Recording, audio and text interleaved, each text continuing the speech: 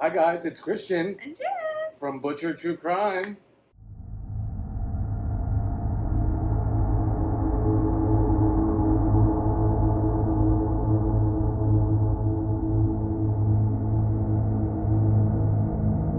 As you can see, we are back at Island Vibes of Lake Worth, who is sponsoring their second video of ours. So thank you so much, Island Vibes. Their product, their activities, their events, their merch. Look, we got their merch on. Don't be jealous. Don't be jealous. Just come here and buy one for yourself. Exactly. Be like us. Tell them you saw All this the cool video. kids. Yeah, all the cool kids are doing it. Not drugs. No, right. Don't do drugs. Don't do drugs. So today we have a very interesting case. It's disturbing. It's disturbing. They're but, all disturbing. Yeah, which one isn't? Last week we did Dahmer, right? So, yeah. But today Love we're that guy. doing the story of Karla, Homolka, and Peter Bernardo. Not Peter. Sorry. We know a Peter Bernardo. That's why.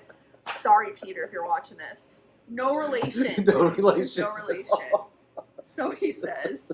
We're still doing a background check on our friend. He does say that he has some relatives in Canada, so. Oh, for sure. So he could be related to the Bernardo. He might be, it's Italian. They're keeping it like under wraps. When they are also known, oddly enough, it was the Americans who gave them this name. Right. The Ken and Barbie killers, because they were such a good-looking couple. Yeah, they were we both. have to stop doing that stuff though, too. Like giving they're killers. Like, why are you giving them that? Oh, it's the Ken and Barbie. No, they're fucking murderers. It gives them like more power too. It does, absolutely. It does, and they get they get this ego about they it. get off on that shit. Yeah, they do. So yeah, the Ken and Barbie killers, Karla Homolka and Paul Bernardo. So, do you want to talk? Let's talk about a little bit about Karla's upbringing, and then we'll go into Paul's upbringing and kind of tell you how they got together and what he did before he even met Karla, and then what they did together as a team, which is gruesome, disgusting, and very unsettling. Yeah. So Karla was the oldest of three. Paul was the youngest of three. And they're both, attractive. I know Karla came from actually they both relatively decent households. There wasn't anything like crazy like you hear in the other ones where there was like abuse and I don't know. Paul's mom was abusive. She was verbally abusive. That's true. And she was she was with what he thought was his father. Right. He didn't find out till way later. When this kid's growing up, he's growing up to a mother who is married to his stepdad, who he thinks is his father. Yeah. And for 16 years, and he was like a good kid when he was younger, very good-looking kid, blue eyes, great smile. He was in the Boy Scouts, and then he was a summer camp counselor and a lifeguard, and he even took karate, and he was doing good. And then when he was 16 years old is when his mom just came out and said, that's not your real father. Your real father is somebody else, and you're a bastard child. And yeah, which I want to talk about that real quick. I mean, my son has always known who his dad is. His dad's very, very much a part of his life. We're not together, but we get along great and we co-parent. But I also think because I do have one of my very, very good childhood friends who went basically through the same situation, grew up all the way up until we were juniors in high school, actually maybe even seniors, senior year, when she found out the man that had been raising her whole life wasn't her biological dad.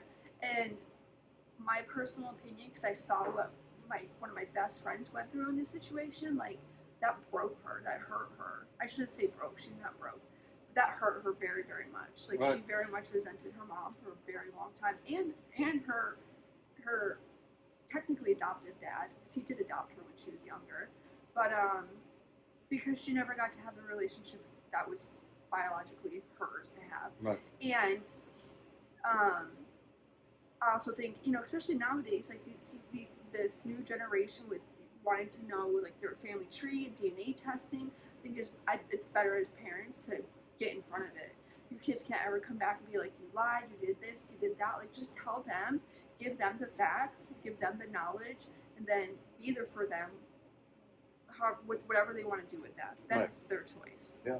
That's all I got to say about that. Right. Yeah. So he did. He grew up in Scarborough, Canada. We're in Canada again. We're heading back to cold climates. And he lived in Scarborough, and he was getting like abused emotionally from his mother. And his stepdad actually was a peeping Tom. He would go into like the neighbors, yards, and he would look through their windows while the women were changing. And actually, Paul started doing the same exact thing. Right, which that makes me wonder if this is something that who he thought at the time was his dad, was taking him on or like taught him about it, or who knows. Maybe, I'm not saying we don't know if that to be fact, but it's quite interesting that that's how Paul starts off. Right. And maybe it was, who knows, if his dad took him on a family bonding trip. Right. And during that time, as Paul was getting older, there was a lot of rapes that were occurring in the Scarborough area. When he was in college, yeah. And yeah, even before college, he started like raping women. What he would do is he would drive, and there would be like a bus that would stop, and a woman would get out, and he would like literally grab them from behind and take them into the bushes and assault, rape, sodomize them, or if they were walking in the park and he found them, he would attack them from behind. So like the whole news came out that all these attacks were happening, and they dubbed it the Scarborough Rapists. But nobody knew who was actually committing all of these rapes, because first of all, DNA sucked back in the day, and this is in the early mid '80s, right? Yeah, so they were taking DNA samples, but they were starting to be able to, if they got a victim's sample, they could cross match and see if it was if it was a match. Where now, 2022, they can have just the DNA that was left on a victim and run it through like a whole database now. And if their DNA is in the database, yes, it'll match. Or they can actually, there's companies that will take cold cases and they'll go back and try to find links to that DNA. And then that's how a lot of these cold cases are getting solved nowadays. I've been watching a lot of programs on that lately. The DNA is super interesting to me as well. Oh, yeah. Yeah. So he started going to the University of Toronto to study accounting. And he, being good looking, he had a lot of girlfriends and, was having a lot of sex, but a lot of them would end up breaking up with him because he was very forceful and very aggressive and domineering and controlling. And they would end up breaking up with him. Yeah, he was abusive. And all the rapes he was committing while he was just shortly before college and in college, all of the girls, when they spoke to police, they couldn't give a description of him because they were all attacked from behind. Right. So they didn't really have much to go on. They did bring in an FBI profiler that said, he's a young male, like early 20s. I forget what other descriptions he gave, but basically describing Paul Bernardo too. Right, and I think as he kept going and doing all of these attacks and rapes, he became more brazen, and that's when he would attack from the front. Yeah. And then people started getting images or pictures of him, and they brought in a composite artist. Yeah. Who would draw up a person who looked very similar to Paul Bernardo. Sketch of Paul, and a lot of his friends were like, "Hey, that looks like Paul." Yeah. And eventually, a few of these friends would call the police and say, "Hey, listen, we think it's our friend Paul Bernardo."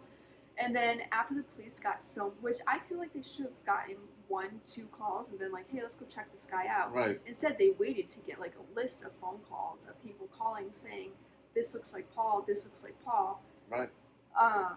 Before they went and finally checked him out for it. And then when they go to talk to him about it, he was like, "Yeah, that does look like me, but it's not." And they're like, "Can we get your DNA?" And he's like, "Yeah," Sure.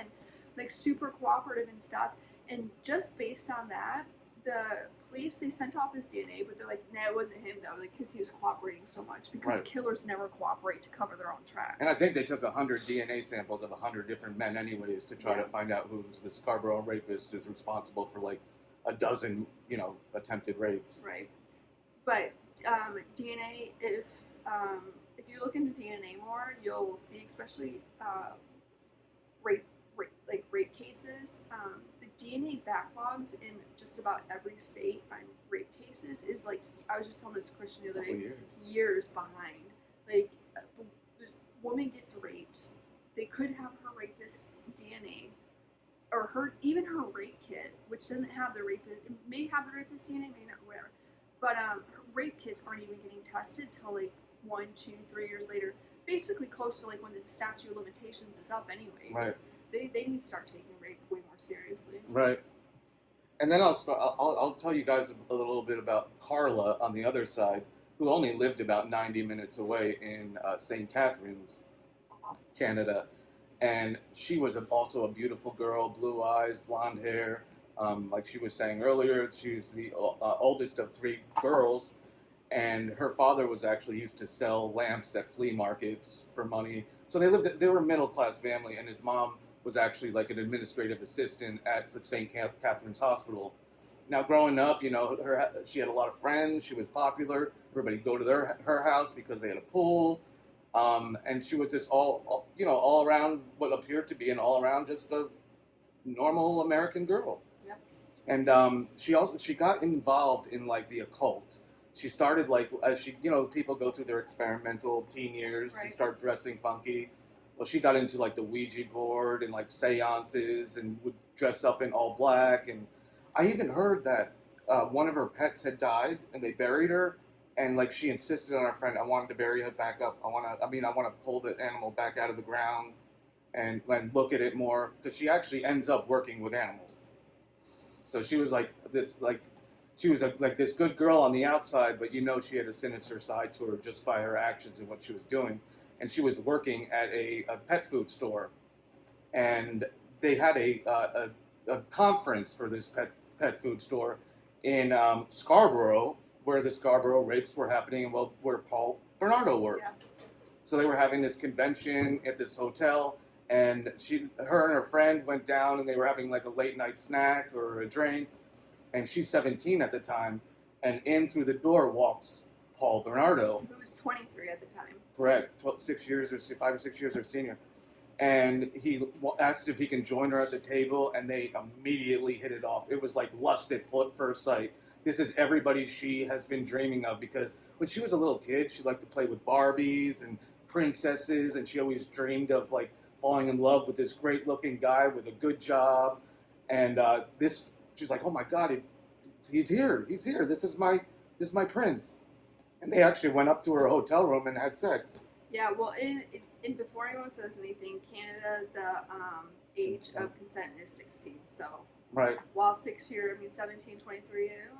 But they didn't do anything legal there. Right. So they like started dating right off the bat. Yeah. Of course, he was still traveling back and forth to visit her, because he was still going to college. But they fell in love. Yeah. Deeply, madly. I saw some letters that she wrote him. She's like, "My prince, I will do anything for you. You're the best man in the world. I want you to tie me up and have sex with me." And like she was into it. Yeah. So after Paul graduated from college, he ended up moving in with Karla and her family, actually. Yep. And of course, their relationship is going well. They're very close. And one thing that Paul, I don't even know how this conversation got started between them, but he was like, there was basically one thing that he had always wanted that Karla couldn't give him, and that was her virginity. So the closest thing to that was her youngest sister, Tammy. Yeah. Yeah, she was so willing to do anything to keep Paul happy. Her little sister. Yeah, and it was like around Christmas time. I think I was on the 23rd. So that was her Christmas gift. Like her words, her Christmas gift to him. Was her sister, which is disgusting. And by that time, she had worked at a animal hospital as like a vet tech, and she had access to tranquilizers and all sorts of stuff, that would put animals down. Right. And she would steal the drugs from the animal hospital, bring them home, and the night of the 23rd, everybody went to sleep. Yeah, and they were, she went up to her sister and was like, hey, mom and dad are asleep. Why don't you, come downstairs and have some drinks with us? Her sister was like, yeah, of course. Her sister loved Paul. Like, just thought he was like such an awesome, great, big, brother figure. And her parents loved him too. So they go downstairs. She had made them drinks, and in her sister's drink put Vicodin. Yep. Not Vicodin, Valium. Yeah, crushed up Valium. And so her sister, of course, starts to pass out. And she also had, and I'm probably going to say this wrong, Halium? Yeah, she got a rag with a liquid called halothane. Halothane. And after her sister was drinking and all messed up, this is being recorded, by the way, by Paul Bernardo. Mm-hmm. I mean, he was recording. He recorded like all of the. We'll get to him, but he was recording all of this stuff happening, with his sister, his girlfriend's sister. Yeah. And so she began to pass out, and Karla, her own sister, was holding the rag over Tammy's face until she passed out, and then they started raping her and torturing her, and Karla got involved, and she was in the video doing all this stuff, and it was just brutal. And so she ends up like, she's passing out, and she starts to choke, and she's spitting up vomit, and they're like freaking out now. Like, I think Paul had a crush on Tammy, by the way. Oh, for sure. And I think Tammy had an interest in Paul, even though the age difference, but he was so into virgins, and that was like, and she looked like Karla. Yeah. So it was like the closest thing. I don't think it's so much that he was into Tammy, but the fact that she was a young girl. Right. Who was still a virgin. Right. Because that's where the story gets. The victims here are all young girls who are virgins. Yep. That was his thing. He was just fucking sick. So Tammy starts choking or throwing up and then choking. They start freaking up. They clean everything up real fast. Call 911. They come, ambulance comes and grabs her, takes her to the hospital. She's pronounced dead. Mm-hmm. And one thing that I found very, the parents should have like kind of red flagged it here, was Paul was inconsolable in the hospital, screaming, where like the family, yes, they're upset and they're sad, but he was just like, he was on a whole nother level, right. Like screaming, dropping to his knees, screaming, Tammy, no, Tammy, but a lot more upset than Karla was. Yeah, and the doctors asked Paul and Karla, how did she get the burns around her mouth? And they're like, oh, when we dragged her off of the couch to do CPR, that's how that happened. And rug burn. Yeah, it's rug burn. And the doctors are like, okay, her cause of death at 15 years old was natural causes. Okay. Are you kidding me? That's the part that gets me with all these. The cops are so like, and the coroner. There's the coroner in this one. Like the cops they base on their reports off what the coroner's report says. The coroner should have. I don't understand how you couldn't see that girl was brutally raped. There's clearly signs of that. Right. How doctors were like okay with saying, oh, yeah, just rug burn on just her mouth. Yep. Not anywhere else on her face, just her mouth. Yeah. You gotta be kidding me. Natural causes. And her family believed it. Her mom and dad believed it. Yeah, they did. They were just like, it's an accident. It's accidental. Yeah. That's just like, if my son's 16, if God forbid, but if doctor was like 16 years old, natural causes, I'd be like, no, I want multiple investigations. Full autopsy on that, everything. Happened here. Yep. Little kids like that just don't drop dead of natural causes. Yeah. Pisses me off. And also, when Paul had moved back to the house with Karla in St. Catherine, he was going out and he was still attacking and raping people. And so that's when they did the DNA test on him. They brought him in. Did we say that? We talked about them bringing him in. And taking his DNA, you said that. Yeah. But no, that doesn't end up telling his call. Right. So that was the story of what happened with Karla's sister Tammy. So They end up going on vacation, the two of them, and to Niagara Falls and getting engaged. And then Paul rents out this place near St. Catharines. It was a nice little place, a little house for the two of them to live. And so they moved in there together, and he was still bringing, raping people. And then one day he was wandering around, driving around outside, and there was a 14-year-old girl who had gotten locked out of her house, and instead of like ringing the doorbell or knocking, she was approached by Paul, who was kind of following her and watching her. He said, "Hey, do you want a cigarette?" And she goes, "Yeah, sure." So she goes to his car to get a cigarette, and he grabs her and throws her in the car and brings her back to their home that he's renting with Karla, his wife, soon-to-be wife. Yeah. So Paul's next victim, he already has the house. He keeps her for 24 hours, and then he assaults her for 24 hours, and then he strangled her, and then they dismembered her together. Yeah. Karla was home. Again, videotaping it all. Yeah. It's all on videotape. Yep. Which, the videotapes are out there on the internet. I didn't watch them because I don't want to see that. I don't want to see it either. But just be careful. If you guys decide to go and to look into this case more, just be very careful because you could come across some very disturbing videos. Yeah. So yeah, she's kept for assaulted for 24 hours, strangled, and then they dismembered her. Yeah, they used he used like an electrical cord to strangle her. Meanwhile, while he's like sexually assaulting her, he's making this poor girl call him like, "Yo, you're my best lover. I love you." And they would have to say, he's like, "Tell me you're a slut. Tell me you're a slut." And they would have to like say anything that he said. Mind you, she's 14 years old. Right. But to spare her life, she was going along with it and doing all this stuff. I understand that. Yeah. So he strangled her, and then Karla's at work one day, and he goes and he gets a tent, and he goes into the basement with the tent and puts this poor girl in there and chops her up into 8 different pieces. And then they put her different parts of her body into, and we're not going to give this victim or the next victim's names because they were minors. And again, if you do your own research, their names are out there, but I just don't feel like it's our place to put their information out It's there. courtesy to the family. Yeah. They put the parts of her body into concrete and then threw it into a lake. Lake Osborne.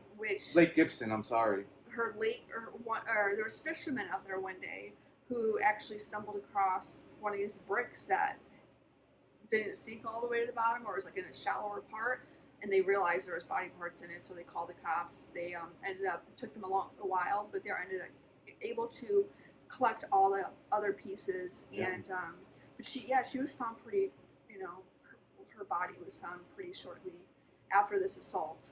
Yeah. And killing.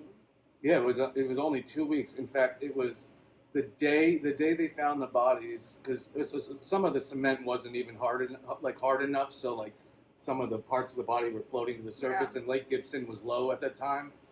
But that day that canoeist and that fisherman found those bodies was the day that Karla and her boyfriend Paul were having their lavish princess and prince-like wedding with horse and carriage and big. She was pissed off that her parents took so long to get the wedding together. It was 3 months after her sister had died. She wanted the attention back on her. That's how she was. She was a narcissist. Yeah. So the day that they're getting married, this poor little girl's body parts are being found in a lake. Yep. And they're happy as can be, the happy little couple. Oh my gosh. So over the next year, Karla would be able to, because, younger girls, they would be more, like, it would be easier for Karla to go out and get the girls rather than Paul. Younger girls are going to trust, a girl that is a few years older than them, which I understand that too. So she was able to go and get a lot of these young girls, bring them over to the house. Paul would rape them. Again, it's all on videotape. But for the next year, all these girls that she brought back, they would all live. Yeah. Thank God. Yep. They still went through something absolutely horrific that I can't imagine or fathom, or thank God it's never happened to me, but like that's so like that's something they have to live with for the rest of their life. Like that's so sad. And some of the girls were her younger sister Tammy's friends. Yeah. That they would bring over and assault. And Karla took part in all of this. Mm-hmm.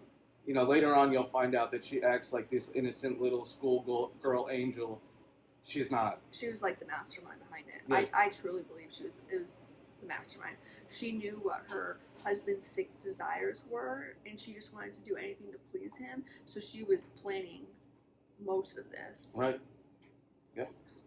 So their next victim, they decided they're going to go out and get somebody together. Oh, well, before their next victim, in 1993, Paul actually beat Karla so bad that she went to the ER. Right.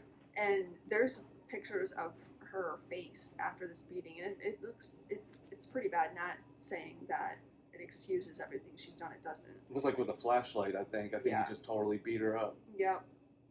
Yeah.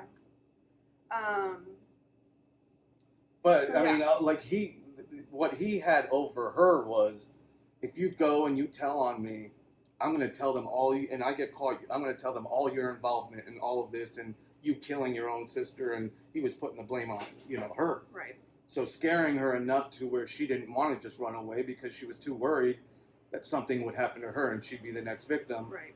While also wanting to be with him and being involved in all this stuff. And also, if you're wondering why, the girls that, for the next year, that they were raped, but they lived, why they didn't remember anything, because they were drugged. They had no memory of what happened whatsoever. So that's why they weren't able to lead the cops to, they didn't know that anything happened to them. Right. Which is, I'm sure they kind of had a feeling. I mean, young girls, you're a virgin. I think I can speak for most women, and first time a girl loses her virginity, it's not pleasant. Right. It's painful. So I'm sure they woke up and they were experiencing pain, but also maybe they thought it was their menstrual cycle. Who knows? Mm-hmm. But they had no memory of anything, which is just crazy. Meanwhile, all of the Scarborough rapes stopped because he had moved from Scarborough to like the St. Catharines area, so all the rapes stopped and they all started to continue in this area. Yeah. Like Burlington, I think. Yep. Canada. Yeah. Oof. So now their last and final victim, they basically the same. They were driving Karla and Paul were driving in the car one day, and they see this young, pretty girl walking down the street, and so they drove up a little ways before where she was walking, pulled into a church parking lot. And then Karla takes out a map, pretending like she's looking at it. And as the girl's walking by, Karla's like, hey, can you come here? I just need help with directions. So the girl hesitantly walks up to the car, but sees Karla has a map. So she was like, oh, maybe she's telling, So she does. She's, sitting there trying to help her. And as she does, Paul comes around and has a knife in his hand and threatens her, gets her in the car. They bring her back to the house, and it was the same thing. It was the same thing. I mean, they were torturing her, they were raping her, they were sodomizing her, they were videotaping all of it. He's like, smile for me, in all the videos, smile for me, tell me how much you love me. And rumor has it that douchebag had a limp dick. Oh, well. That's what they were saying, that like a lot of the people were saying that he couldn't keep it up unless he was attacking somebody. So he got that sexual arousal through, the unwilling. Yeah, which is, those are people who he absolutely deserves to pay for the crimes he did, but he also needs some serious psychiatric help if that's the only way you're able to sexually please yourself. By attacking somebody who's not willing in that by attacking little girls. Yeah, I know. So like she said, they were doing the same thing to her. In fact, I think one time he was like running out to go get food for Karla and the girl that they had captured. Who Karla, this last one, Karla, she says in interviews, we don't know how true it is, but she actually became pretty close with her, because they ended up keeping her for a little bit longer, a few days. She actually, sex slave. yeah, she actually really liked her, and yeah. But she was after when she was finally killed. They took her body into the bathtub and rinsed any evidence off of her, and then they would go to put her body. This time they didn't dismember her. They just put her body in a ravine. It was about like 30 miles away. Right. So she was found pretty quickly as well. Yeah, there was a guy looking for scrap metal in the area, and he came across her body, which was fully naked. Some of her hair was cut off. Yeah. And of course, like you said, scrubbed off, so no fingerprints. Right. And there were witnesses that saw this girl walking that one day and saw her walk up to the car. They didn't see her get, thrown into the car or anything. They just walked up to they saw her walk up to this car, and they were talking. So they didn't think anything was wrong, but they were able to give the police a description of the car, saying it was a gold Camaro. So the cops had these billboards out saying, "Have you seen this car? Gold Camaro." And turns out it wasn't a Camaro. It was like a gold Pontiac. It was a Nissan. Yeah, it was a completely different car. So that didn't help, unfortunately. And Paul's watching all this on television, and he's like laughing at the news reports that were coming out, and he's like, they have no idea. He's getting away, and his ego, and like I said, he was getting so much more brazen about it, and doing it in daylight, and he was just a scumbag. Yeah. So after 2 years of marriage, Karla decides to leave Paul. Well, he was beating her. Oh, yeah. I mean, he was taking all of his aggressions out on her and just beating the shit out of her. Yep. So she leaves Paul, and shortly after that is when Paul's DNA is tested. Yep. That's when his DNA was finally tested, and it comes back positive. So police decide to actually reach out to Karla first to try to kind of pin them against each other, try to see what kind of information they can get out of her first.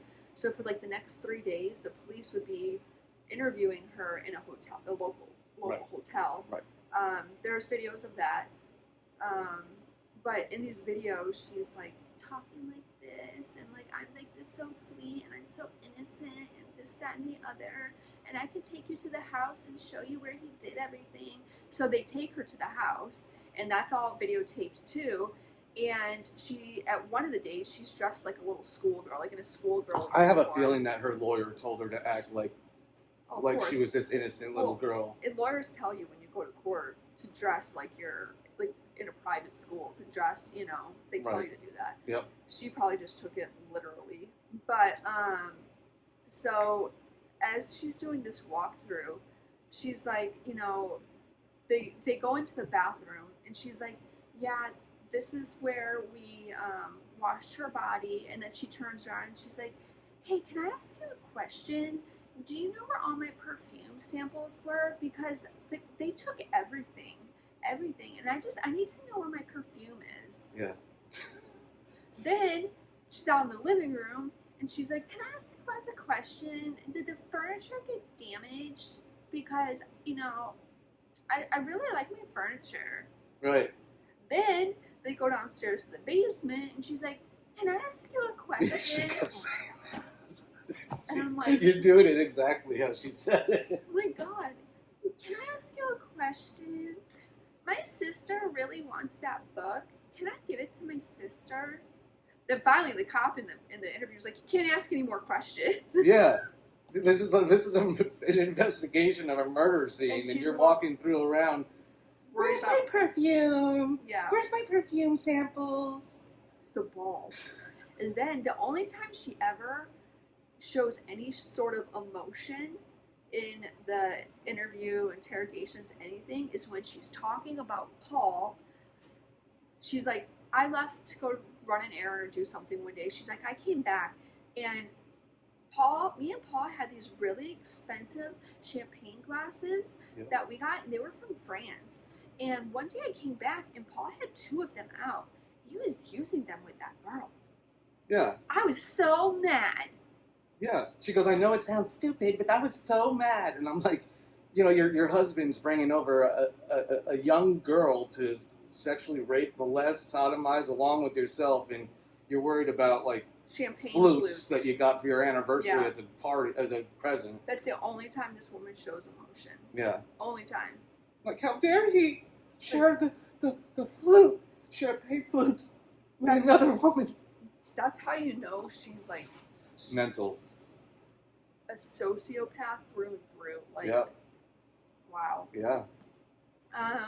So the police, they reach out to try to put a wedge between the two. They get to Karla first. And then Karla hires a lawyer and agrees to testify against Paul. Right. For a reduced sentence. Mm-hmm. So the cops at first, because remember everything was videotaped, the cops at first could not find these tapes. So the only thing they had to go on was Karla's testifying against Paul. Right. So her reduced sentence, they were offering her 12 years. 12 years. So she testifies against Paul. Paul gets life in prison. Karla gets her 12 years. And then shortly after all this, they find the videotapes in a light fixture in the bathroom. Yeah, in this bathroom ceiling. I mean, they had been searching this house for 71 days. Yeah. Looking for everything. Looking for the tapes that Karla said were there, and they couldn't find them. Finally, they find them, but they had already made all these deals. Because after they watched these tapes, they could see Karla was fully involved. Willing participant, involved in all of it. And eating it up. In, like, my opinion, she was the mastermind here. Yeah. Paul told her of his desires, which is sick and twisted. Everything. I'm not excusing what he did because what he did is disgusting, and he's right where he needs to be. But hell, yeah, well, he's not there yet, but he should be. But Karla was absolutely, in my opinion, the mastermind. She just wanted to do anything she could to please this man, and she orchestrated most of this. Yep, and it's all on film. Yep. And it's all on videos. Yep. But they couldn't do anything because everything was already...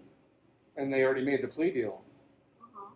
So she would only serve 12 years, and then she would get released. Now everybody in the area was pissed. Oh, yeah. Especially women. I mean, she started volunteering at a school?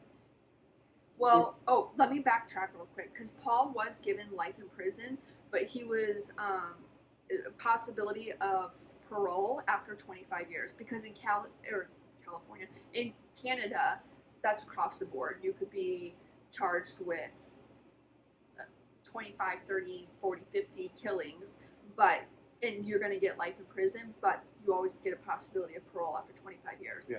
He's been up for parole twice and it's denied. So odds are he's going to be in there forever. Just because they say it's a possibility doesn't mean it's going to happen. Right. But, yes, sorry, I didn't mean to cut you off. In prison, he went on to confess to 14 more sexual assaults. Mm-hmm. So he was just talking away.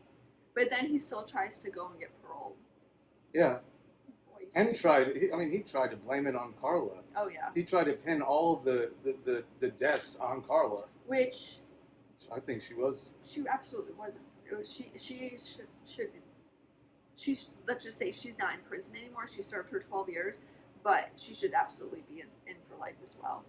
Yeah, she was released, but there was a lot of restrictions on her because the therapists were all saying that she still showed no remorse, and so she actually was dating a guy in jail that was convicted of killing his girlfriend. So they were like getting together, and then she married and had 3 freaking kids. Yeah. She was released on July 4th, 2005 at 35 years old. And then, like Christian said, she would go on to get married. She actually married her lawyer's brother. Yeah. And went on to have 3 children. Started volunteering at her children's school until parents found out. Like, are you kidding me? She even went on a field trip and was chaperoning these little children. It's insane. Yeah. But eventually the school would tell her you can't do this. She asked multiple times for her to, once she was released, for her name to be changed.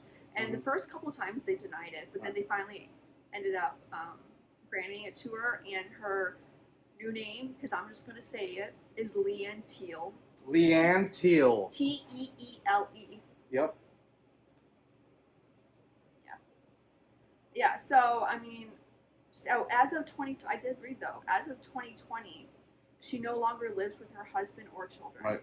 I read that too. It didn't say why, but I read that in multiple articles. That I don't know if they're divorced, but it just said as of 2020, she no longer lives with them. So. Well, I mean, the whole town fucking hated her. Oh yeah. I mean, it must have been hard just to even walk around or go anywhere because, and decidedly so. She deserved to be hated. Yeah. She was a scumbag. She. Sick. Like where we live, I mean, everybody knows this story, and we'll eventually do this one because this is one that's close and dear to my heart. Is the story of Casey and Kaylee Anthony. Yep.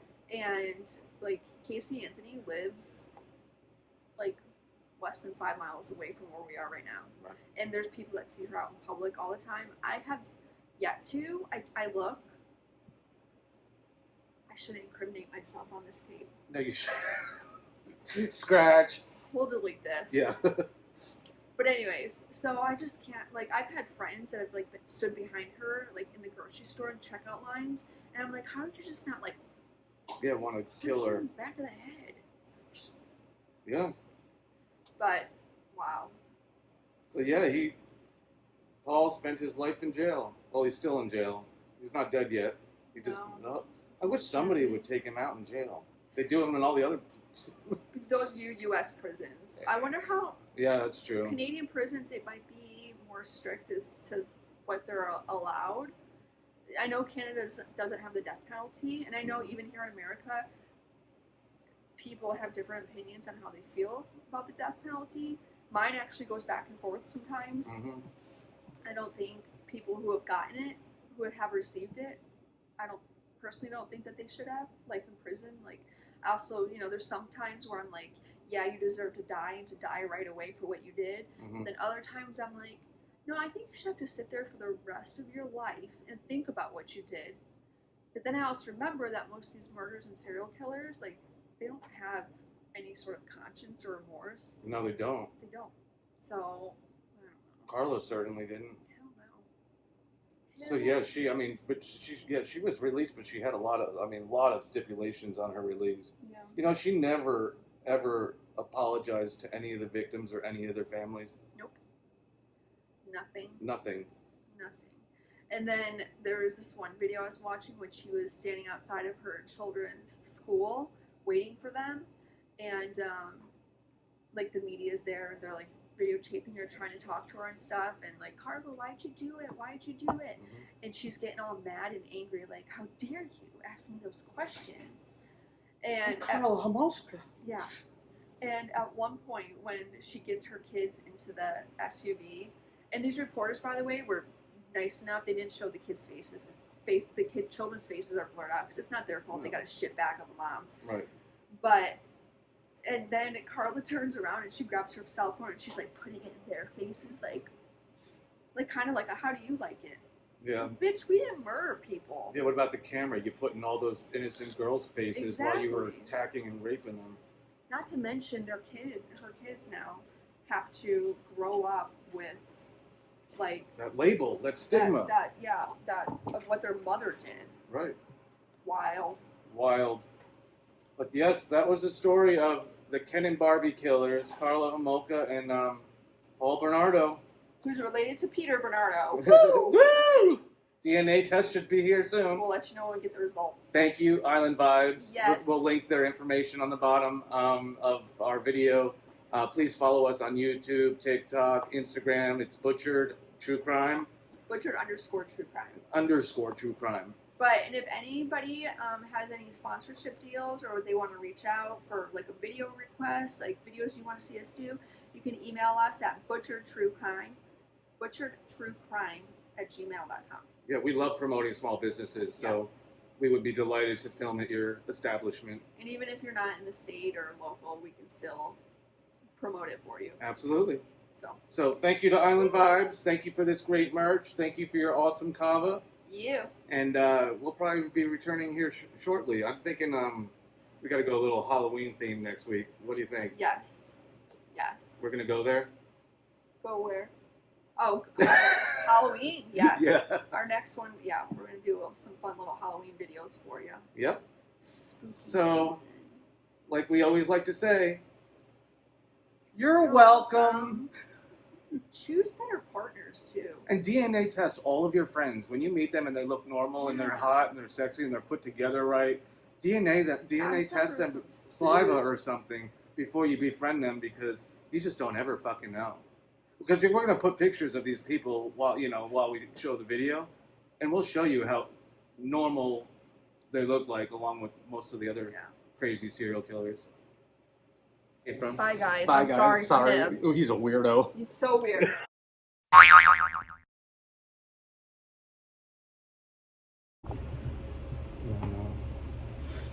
And shit. And shit. Scheisse.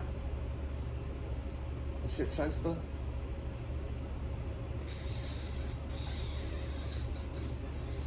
Ready?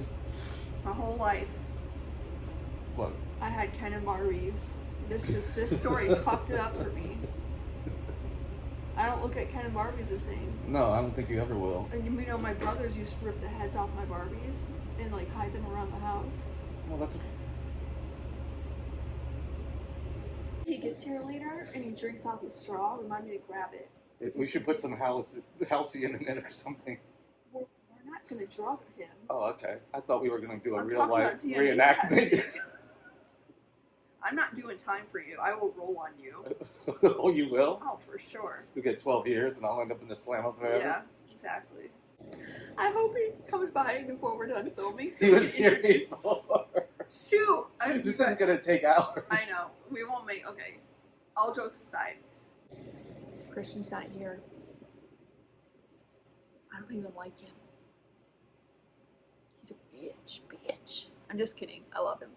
Okay, I gotta go. Bye. He's coming back. Boy. Sorry. Just like, I'm flailing. Oh, that timeout. So today we are doing a story on Karla, Homolka, and Paul Bernardo, also known as Peter Bernardo.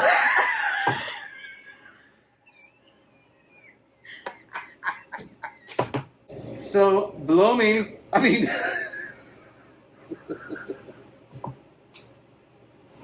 I don't know where that came.